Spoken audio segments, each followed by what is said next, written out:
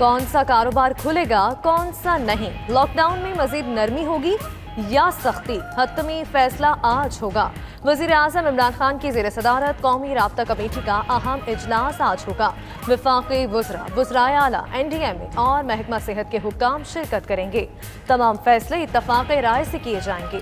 कौमी राब्ता कमेटी के इजलास के बाद वजीर आजम इमरान खान कौम को एतमाद मिलेंगे।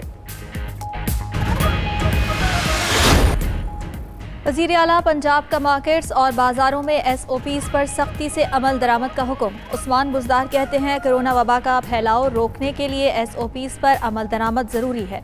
आवाम से अपील है हुकूमती हिदायत पर अमल करें। ताजर बरादरी भी अमल दरामद यकीनी बनाए। आम आदमी की मुआशी मुश्किलात का एहसास करते हुए कारोबार की इजाज़त दी। वज़ीर आज़म की ज़ेर सदारत अहम इजलास। इमरान खान को आइंदा बजट पर ब्रीफिंग। मुशीर खजाना अब्दुल हफीज शेख, वफाकी वज़रा हमाद अजहर, असद उमर, खुसरो बख्तियार, मुशीर तजारत अब्दुल रज़ाक दाऊद भी शरीक। इजलास में वफाकी बजट के हुजम महसूलात के अहदाफ का जायजा लिया गया। वज़ीर आज़म बजट में मुराद से मुतालिक खुसूसी हदायत भी देंगे।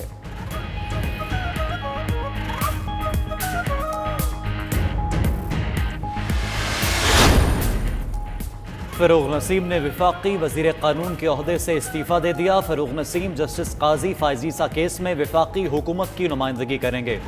फ़रूग नसीम ने इस्तीफ़ा मंजूर होने की तस्दीक कर दी है।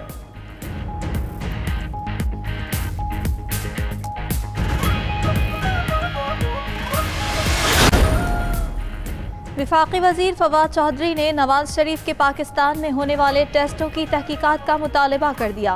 वज़ीर आज़म इमरान खान को लिखे गए ख़त में कहा, सामने आने वाली तस्वीर में नवाज शरीफ की हालत अच्छी नज़र आ रही है। खदशा है पाकिस्तान में जाली टेस्ट रिपोर्ट्स तैयार की गईं। तयन होना चाहिए किसने हक़ाइक़ को मस्क किया।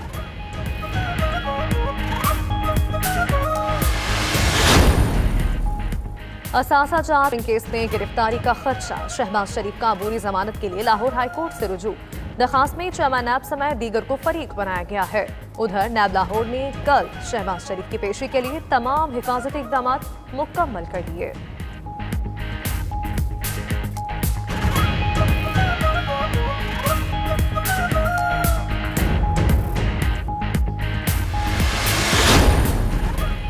रेलवे के महदूद ट्रेन ऑपरेशन में आज से अप और डाउन मजीद 10 ट्रेनें शामिल कर ली गईं। नई ट्रेनें शामिल होने से रोजाना सिस्टम पर चलने वाली ट्रेनों की तादाद 40 हो गई। नई चलने वाली ट्रेनों में sir Syed express, Shalimar express, Bahauddin Zakariya express भी शामिल हैं।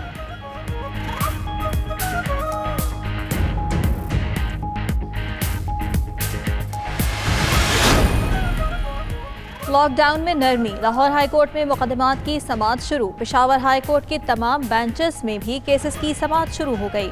अदालतों में वकला और साइलिन के लिए मास्क और सैनिटाइजर्स का इस्तेमाल लाजमी करार। उधर खैबर पख्तूनख्वा में तमाम सरकारी दफातर भी खुल गए।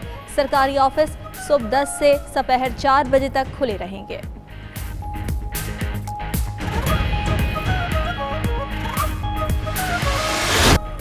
आलमी मंडी में तेल की कीमतों में कमी का पूरा फायदा आवाम तक मुंतकिल नहीं हो सका। हुकूमत ने पेट्रोल पर आयद लीवी में 6 रुपए 20 पैसे फी लीटर इजाफा कर दिया।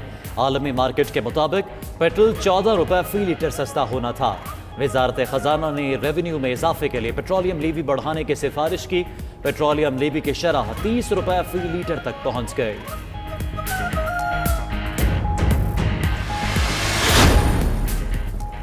सोने के जेवरात पर टैक्स का निज़ाम बदलने की तैयारियां। बजट में 10 तोले से ज़्यादा सोने की खरीदारी पर शनाख्ती कार्ड की शर्त आयद करने पर गौर।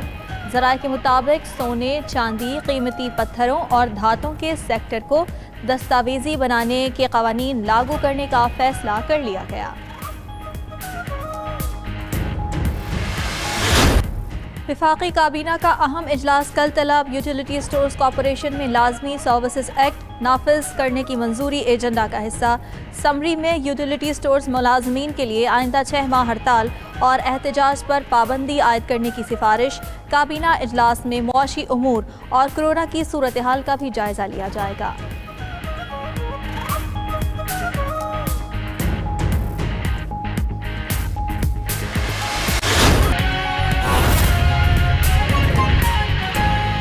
तर्जुमान सिंध हुकूमत मुर्तज़ा वहाब इस वक्त न्यूज़ कॉन्फ्रेंस कर रहे हैं। मांगा वफाकी हुकूमत से, अभी तक वफाकी हुकूमत की जानिब से उन सवालात का जवाब हमें नहीं मिला। हम ये तो रोज़ सुनने को मिलते हैं कि चोर हैं, डाकू हैं, फला हो गया, ये हो गया, हम किसी को नहीं छोड़ेंगे।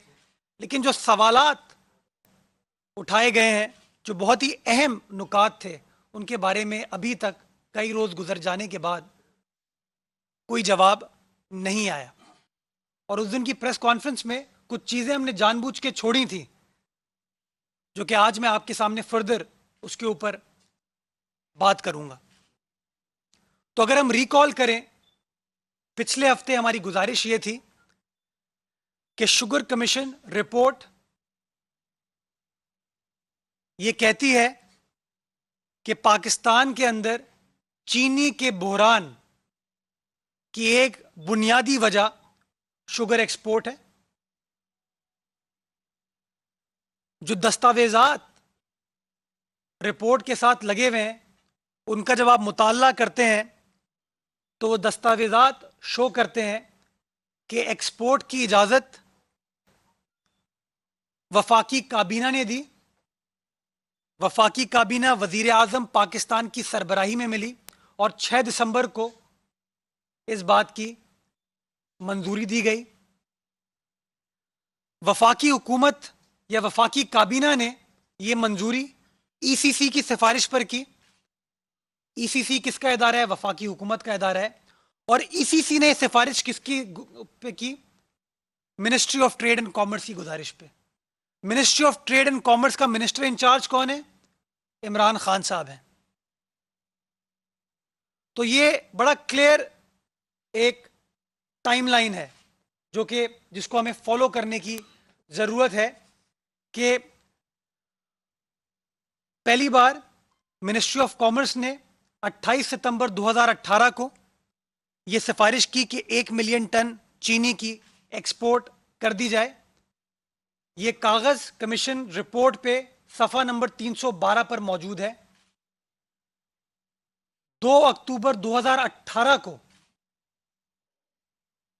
ईसीसी इस बात को अप्रूव करती है। वो कागज सफ़ा नंबर 321 पर अवेलेबल है।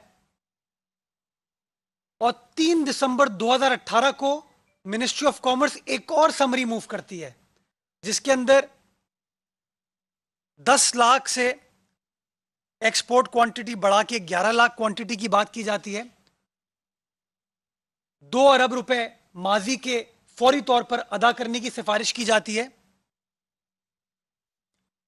और फ्रेट सब्सिडी के हवाले से जो माजी के फैसले हैं उस पर नजरसानी करने की सिफारिश करती है।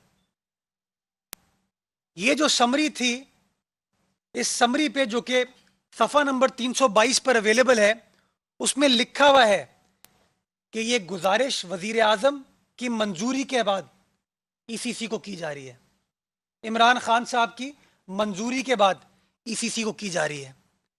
3 दिसंबर, ये टाइम बड़ा इंपॉर्टेंट है, डेट बड़ी इंपॉर्टेंट है। 3 दिसंबर को ये दरख्वास्त जाती है। 4 दिसंबर को ईसीसी मुलाकात करती है और 4 दिसंबर को फैसला हो जाता है।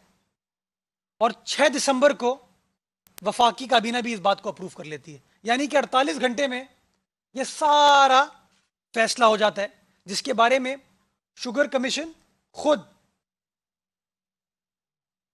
अपनी रिपोर्ट में पैरा नंबर 233 में कह रही है कि एक्सपोर्ट की वजह से चीनी की शॉर्टेज हुई, कीमतों में इजाफा हुआ, जिसकी वजह से लोगों ने अनड्यू एडवांटेज लिया और प्रॉफिट्स कमाए। हमारी इस प्रेस कॉन्फ्रेंस से पहले कोई इस बारे में बात नहीं कर रहा था कि वजीर आज़म का इसमें क्या रोल है, क्योंकि जैसा कि आप तमाम दोस्त जानते हैं कि वजीर आज़म पाकिस्तान इमरान खान साहब को, इज़्ज़त माब वजीर आज़म इमरान खान साहब को शुगर इंक्वायरी कमीशन में कभी भी बुलाया नहीं गया। इन तमाम दस्तावेजात के बावजूद अगर आप ये रिपोर्ट पढ़ते हैं जो कि 700 सफ़ों पर मुश्तमिल है, इस रिपोर्ट में कहीं पर भी खान साहब के रोल का जिक्र नहीं है।